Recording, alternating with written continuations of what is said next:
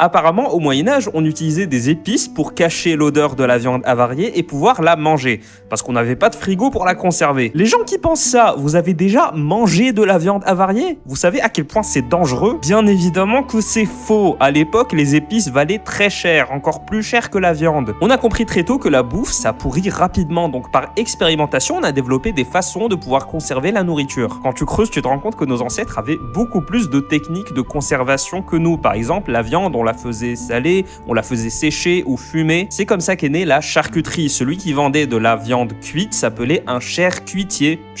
Et les gens qui pensent qu'on n'avait pas de frigo à l'époque, bah si.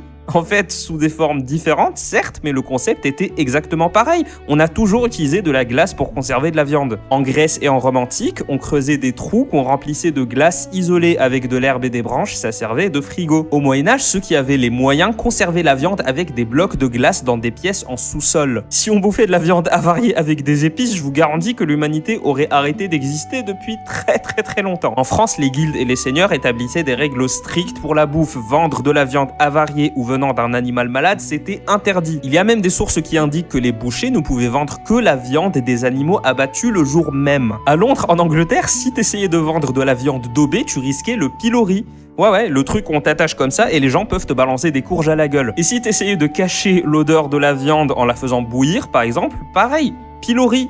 Et c'était bien fait pour ta sale gueule. Dis-toi qu'à l'époque, ils avaient pas d'antibiotiques, donc une infection, c'était très facile d'y passer. Les gens au Moyen-Âge n'étaient pas stupides, ils savaient que la bouffe daubée, c'était un risque considérable. Donc il y avait des règles très strictes. Nous, on fait les malins avec nos frigos, mais à l'époque, ils prenaient la conservation de la viande très au sérieux. On savait comment éviter de tomber sur de la chair pourrie.